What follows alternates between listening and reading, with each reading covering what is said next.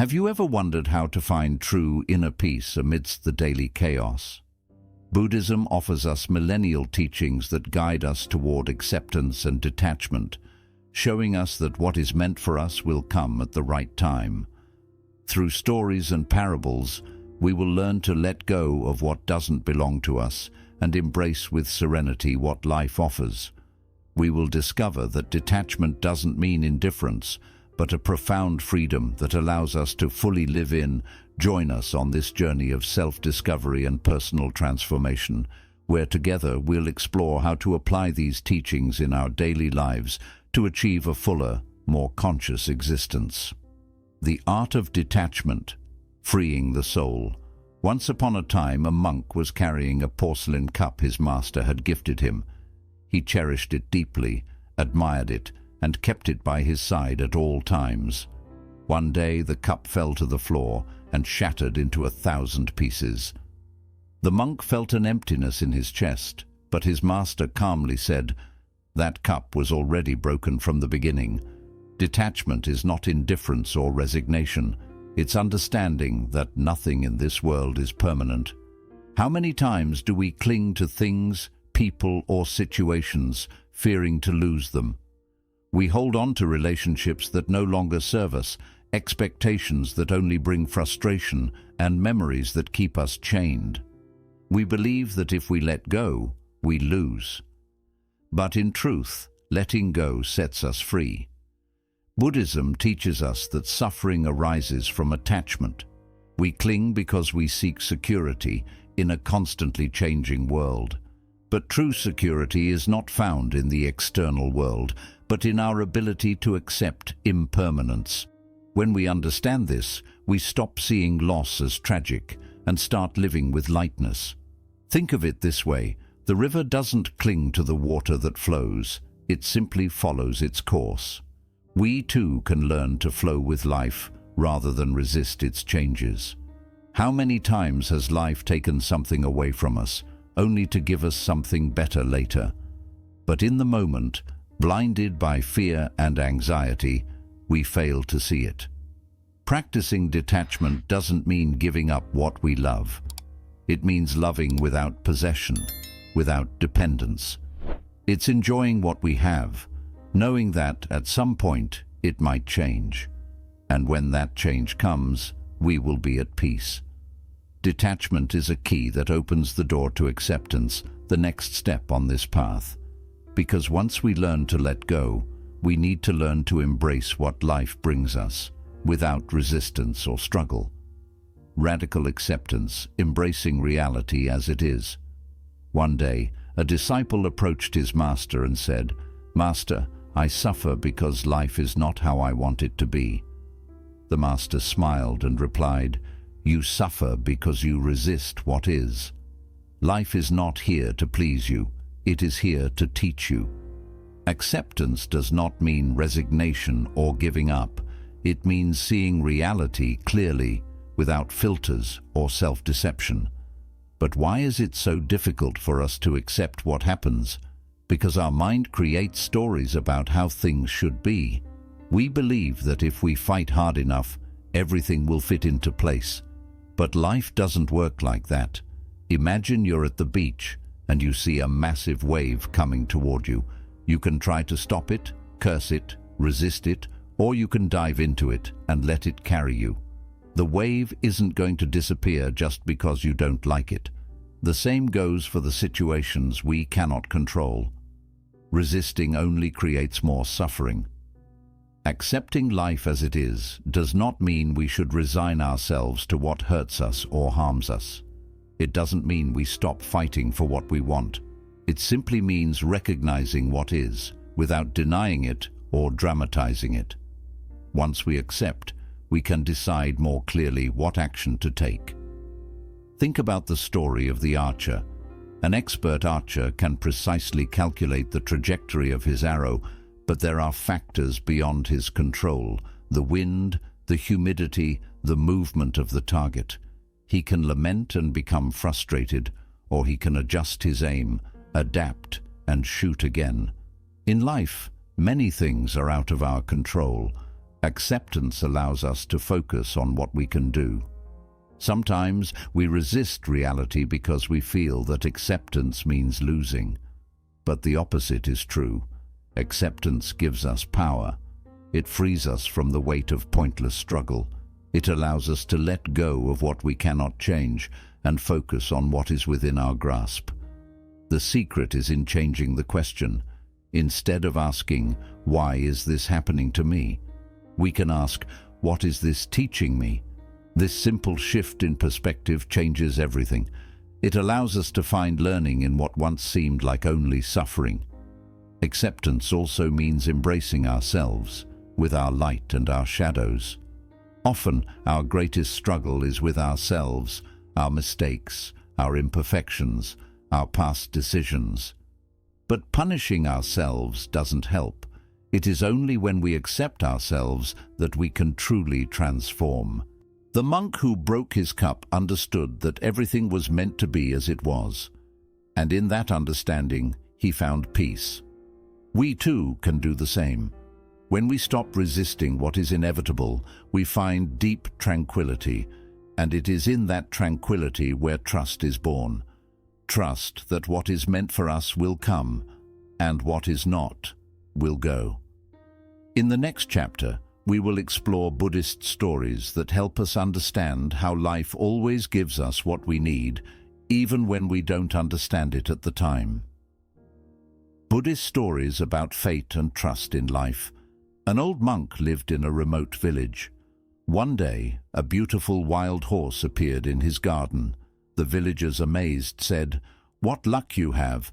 A horse like this is a great treasure."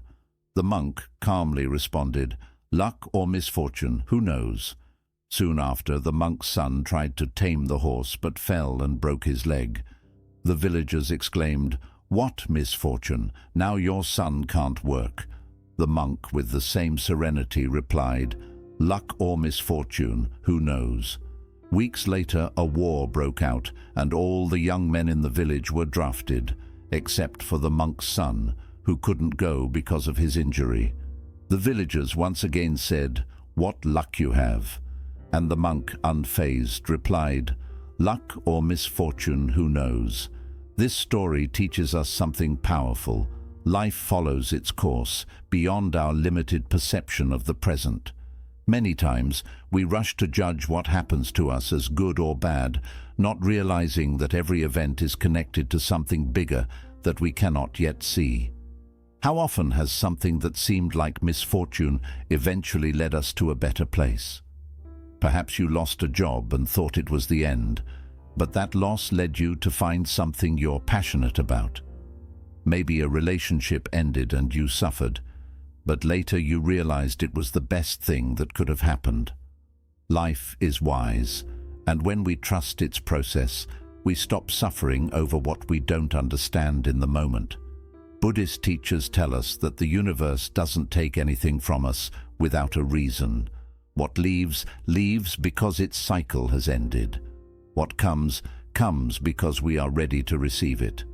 But to understand this, we need patience and an open mind. Another Buddhist story speaks of a man who was walking and saw a butterfly struggling to break free from its cocoon. With good intentions, the man decided to help and gently opened the cocoon.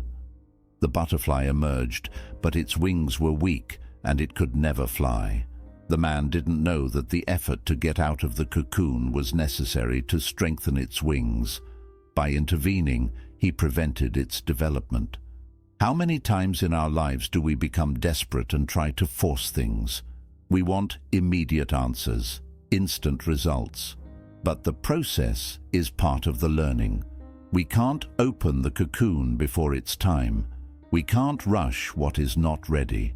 Trusting in life doesn't mean standing still and doing nothing. It means doing our part, but without anxiety. Like the farmer who plants his crop and tends to it, but doesn't pull up the plants to make them grow faster. He knows that everything has its own rhythm. Buddhism invites us to see life through the eyes of an observer. Instead of resisting or fighting what happens, we can look at it with curiosity. What is this situation teaching me? Sometimes the lessons aren't immediately obvious, but if we look back, we see that everything has had a purpose. Accepting uncertainty isn't easy, but it's liberating. It allows us to live with less fear, with less anxiety. It lets us enjoy the present without obsessing over the future. Because in the end, what is meant for us will come, and what isn't will leave. And on this path of trust, there is a powerful tool that helps us find clarity amid chaos. Meditation. In the next chapter, we'll explore how meditation allows us to connect with inner peace and strengthen our trust in life. The practice of meditation to cultivate inner peace. In a Buddhist monastery, a disciple approached his master and said, "My mind is a whirlwind of thoughts. I try to find peace, but the more I try, the more restless I become." The master smiled and asked him to take a glass of water with dirt in it and shake it. "Now wait," the master said.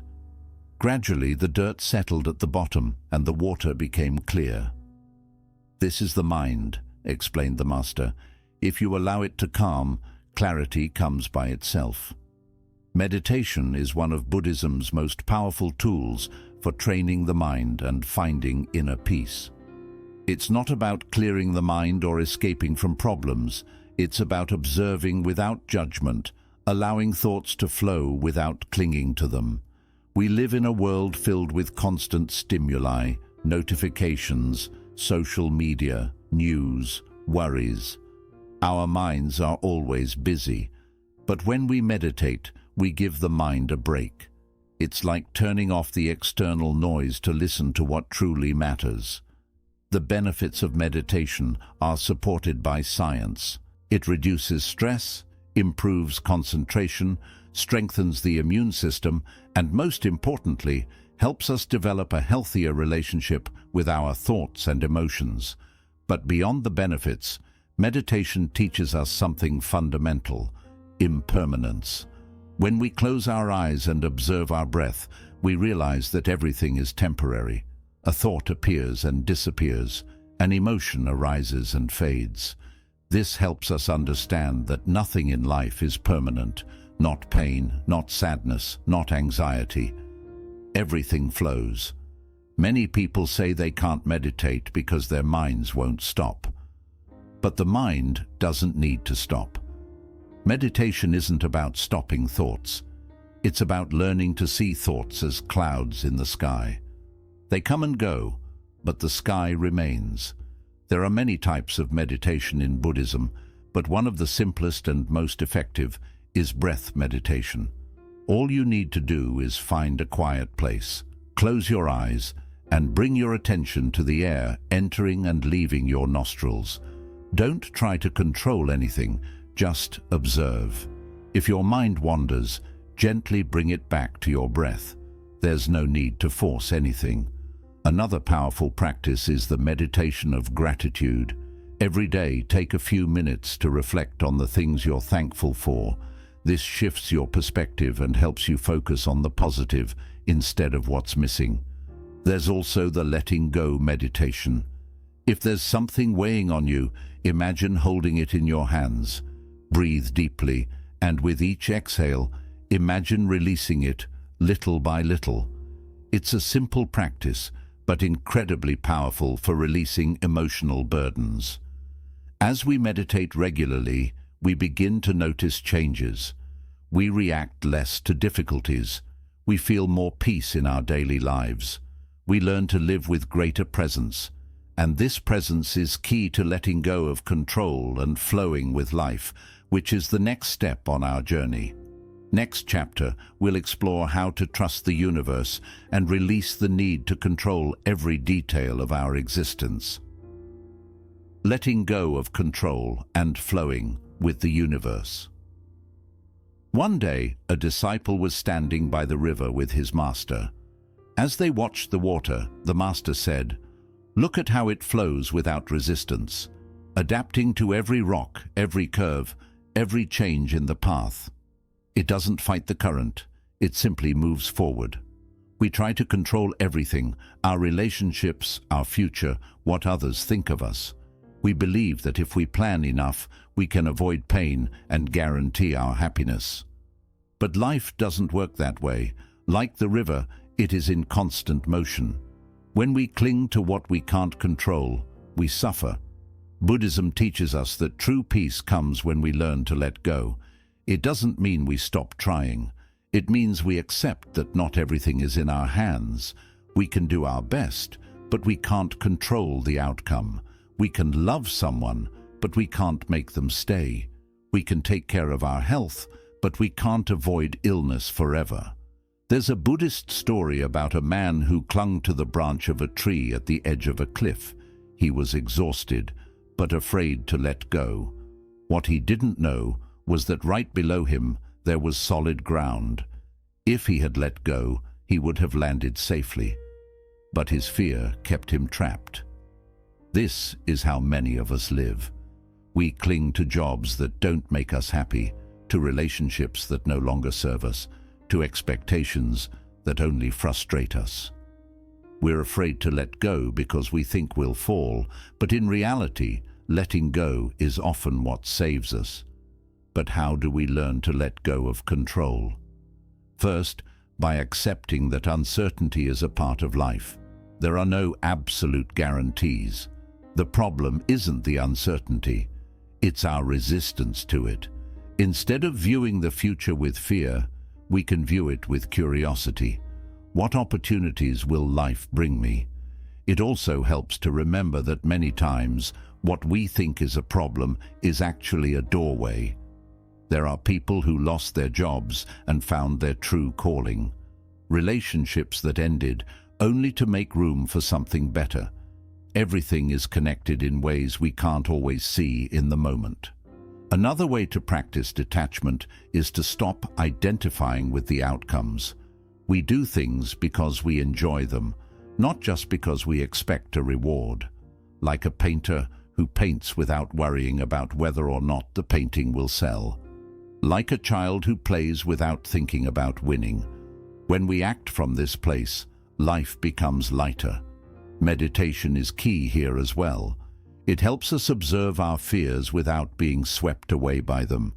It allows us to clearly see what we can and cannot change. Letting go of control doesn't mean we leave everything to chance.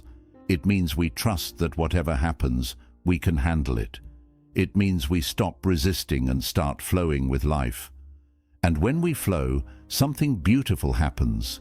We begin to feel more compassion, not just for others, but for ourselves. Because letting go isn't just about the external world. It's about releasing our own judgment and self-criticism. In the next chapter, we'll explore how compassion helps us live with more love and less suffering. Compassion for oneself and others. A monk was walking along a path when he saw a man striking his chest and crying. "Master," said the man, "I have made many mistakes. I have hurt the people I love, and I cannot forgive myself." The monk gently replied, "If a bird breaks its own wing for having made a mistake in flight, how can it fly again?" Guilt is the stone that stops us from moving forward. Compassion is the wind that lets us continue. In Buddhism, compassion is one of the most important pillars. But it's not just about being kind to others. It's about learning to be kind to ourselves. Too often, we are our own worst critics. We punish ourselves for past mistakes, demand perfection from ourselves, and speak to ourselves harshly. We say things to ourselves that we would never say to someone we love. But what good does that harshness do? Does it help us improve? The truth is, it doesn't. Self-compassion is not an excuse to avoid growth. It is the foundation that allows us to change without fear. A tree doesn't grow stronger by being struck, but by being watered with patience. There is a Buddhist practice called metta bhavana, or loving-kindness meditation. It involves repeating compassionate phrases, first towards ourselves and then towards others. It begins with something as simple as, "May I be well, may I be happy, may I live in peace." At first, it may feel strange. Many people find it difficult to wish happiness for themselves because they feel they don't deserve it. But the reality is, only when we learn to treat ourselves with love can we offer true love to others. Compassion also means understanding that we are all on a journey of learning. No one is born knowing how to live. We all make mistakes, make poor decisions, and react in ways we later regret. But if we continue to punish ourselves for the past, we can never move forward. Now, compassion doesn't mean justifying what harms us. If someone treats us badly, it doesn't mean we have to accept their behavior. We can be compassionate without allowing ourselves to be hurt. The difference is that instead of reacting with hatred, we respond with understanding. Not because the other person deserves it, but because we deserve peace. There is a Buddhist story about a man carrying a sack of stones on his back. He was exhausted, but he kept walking without letting go of the sack. A monk saw him and asked, "Why are you carrying that weight?" The man answered, "These stones are my grudges and resentments." The monk replied, "Let them go. You don't need to carry them to continue on your path." This is how many of us live, holding on to anger, resentment, and the wounds of the past.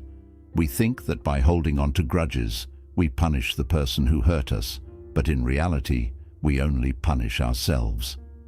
Letting go of resentment doesn't mean forgetting, but freeing ourselves from the weight that prevents us from moving forward. A Buddhist master once said, "If you hold a burning coal with the intent to throw it at someone, you are the one who gets burned first." Anger and hatred harm us far more than they affect the person we aim them at. But how can we develop compassion when we've been hurt? First, by realizing that people act based on their level of awareness. Someone who hurts others is likely dealing with their own suffering. This doesn't excuse their actions, but it helps us not take things personally. Second, we allow ourselves to heal. We don't need to hold on to the pain forever. We can choose to close that chapter and move forward. And third, we remind ourselves that compassion is not a sign of weakness. It is a sign of strength. It takes more courage to forgive than to stay angry. It takes more bravery to let go than to hold on to what causes us pain. When we embrace compassion, our lives transform. We stop reacting out of fear and start responding with love. We become more patient, more understanding, and more at peace. This compassion not only improves our relationships with ourselves and others, but it also brings us greater harmony with the world. It is a key step on the journey to inner peace. In the next chapter, we will explore ways to apply these teachings in our daily lives so we can live with greater wisdom and fulfillment. Integrating Buddhist teachings into daily life. One day, a monk and his disciple were walking through the forest. The disciple, feeling anxious, asked, "Master, how long will it take me to reach enlightenment?" The master replied, "If you walk in a hurry, it will take much longer. If you walk with patience, it will come sooner than you think." This is one of the great lessons of Buddhism. Transformation doesn't happen instantly. It's not just about reading a book, watching a video, or understanding a concept right away. True change happens when we apply what we learn day by day in our daily lives. After all, knowing that attachment leads to suffering is useless if we still hold on out of fear. Understanding the value of acceptance means nothing if we continue to resist life's challenges. So, how do we bring these teachings into our everyday lives? How do we make Buddhism not just a philosophy, but a way of living? First, practice detachment. This doesn't mean giving up everything or avoiding emotions. It means enjoying life without becoming overly attached. When something good comes your way, welcome it with gratitude, but don't fear losing it. When something leaves, allow yourself to feel the loss, but without clinging. Ask yourself, am I holding on to this out of love or fear? The answer will guide you on whether it's time to let go. Second, Embrace radical acceptance. Start each day by asking, what can I accept today? It might be a tough situation at work, a disagreement with someone, or even a personal flaw. Acceptance doesn't mean giving up. It means making peace with what already is, rather than resisting it. Only when we accept things clearly can we act with wisdom. Third, trust in life. Whenever something doesn't go as planned, remember the story of the monk's horse. Don't be too quick to label events as good or bad. Instead, ask yourself, what lesson is this teaching me? Over time, you'll see that everything has a purpose. Fourth, daily meditation. It doesn't have to be long or complicated. Just a few minutes of mindful breathing can make a difference. If you spend 5 minutes each day simply observing your breath, your mind will gradually become calmer. Don't expect instant results, but with time, you'll notice you react less and understand more. Fifth, let go of control. Do your best, but don't obsess over the outcome. Be like the archer who shoots the arrow without fixating on the target. If things don't turn out the way you hoped, instead of feeling frustrated, ask yourself, how can I flow with this?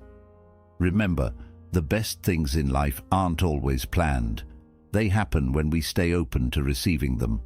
Sixth, compassion in every action. You don't need grand gestures to practice compassion. A simple act of kindness, a word of encouragement, or even a smile can brighten someone's day. But most importantly, be compassionate with yourself. Instead of criticizing yourself for every mistake, speak to yourself as you would to a dear friend. Life is a journey that is always moving forward. Don't expect to reach a state of perfect enlightenment. It's not about arriving at a final destination, but about walking the path with awareness. There will be days when you forget all of this and react with attachment, fear, or frustration. And that's okay. Learning is not a straight path. What matters is that you return to these principles again and again. Buddhism is not just a theory, it is a practice. The best way to integrate it is to live it, to experience it, to make mistakes, and to keep moving forward. Each day is a new opportunity to apply these teachings, to let go a little more, to trust a little more, and to live with greater peace. If this video has helped you, subscribe to the channel to continue exploring these life-changing teachings. Leave a comment sharing which lesson resonated most with you, and if you've ever experienced how life unfolds in its own time. We'd love to hear from you. See you in the next video.